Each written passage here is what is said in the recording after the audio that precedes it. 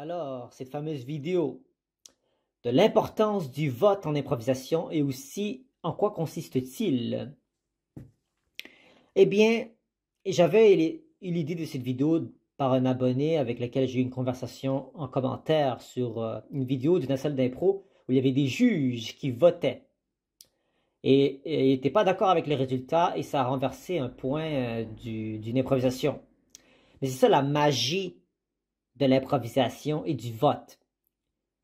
Selon les plus vieilles méthodes de vote, c'est par des cartons qu'on brandit dans les airs correspondant à l'équipe de couleur dans laquelle elle est.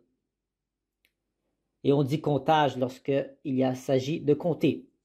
Et il y a des gens qui comptent. C'est à la vieille école. Aujourd'hui, on a la technologie, comme on peut voir ici. On a accès à cette technologie-là. Voilà. Ou ce que des gens avec une application mobile peuvent marquer numéro 1 pour une équipe, numéro 2 pour l'autre. Et après chaque impro, on peut voir le score littéralement se diriger. C'est après la pandémie, en fait, que ça s'est transformé les votes en électronique. Et c'est quand même plus excitant parce qu'on peut voir directement en direct les votes. Mais en même temps, c'est fini, hein. Quand tu mets le vote dans le téléphone, tu ne peux plus repartir en arrière. Tandis que quand tu as le carton, des fois, des gens qui peuvent baisser leur carton, en remettre un autre, avec la pression de nos pères, ils peuvent renverser le vote. Et ça peut vraiment influencer parce que des fois, regardez ici, c'est super serré le score. En suspense, en prolongation. Et l'arbitre ne peut être capable de regarder le score, à quel point il est serré. Et des fois, il suffit d'une seule personne qui change de vote. Et au lieu de se ramasser 7-8, c'est rendu 6-6. Juste à cause d'une personne qui change de vote. Un vote de différence. Je vais vous montrer un peu de quoi il s'agit. Donc ici, donc vous avez pu voir un peu ce que le coach des jaunes a pu dire à ce sujet. Vous avez pu également voir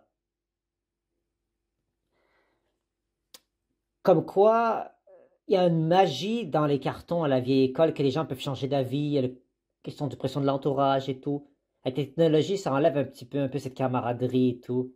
Les gens ne sauraient jamais que tu peux cacher ton téléphone, les gens ne sauront jamais pour qui tu votes. Mais c'est ça la magie de l'improvisation, c'est comme une démocratie, mais sans pression. Tu peux voter qui tu veux, puis ça n'aura pas d'influence sur ta vie personnelle ou sur le jeu des joueurs. Ça pourra avoir une influence sur... Mais tu as une certaine influence sur la finale du jeu. C'est-à-dire, c'est une prolongation, c'est une finale. Tu peux influencer la saison morte avec le jeu s'il y a des gens qui vont retourner sur la patinoire ou des gens qui vont retourner chez soi. Donc, je trouve vraiment que le vote, c'est important d'expliquer ce concept. Ça va être une vidéo assez courte, mais vraiment pour décrire ce concept-là du vote. Comme quoi, il y a une transformation après la pandémie. Il y a le public qui a sa voix, il participe au spectacle. C'est pas comme juste du théâtre où tu fais juste observer quelque chose et on te donne pas ton avis. Tu as ton avis à donner après chaque prestation du spectacle. C'est merveilleux, c'est incroyable. Ce qui fait de l'improvisation, c'est une discipline à part entière, telle qu'on la connaît tant. Donc voilà. Voilà en quoi constitue le vote. Et j'espère qu'on va se retrouver très bientôt pour une prochaine vidéo. Vous allez être, j'espère, à vous abonner de plus en plus, à commenter sur mes vidéos. J'espère vous voir en très grand nombre et on se dit à très bientôt.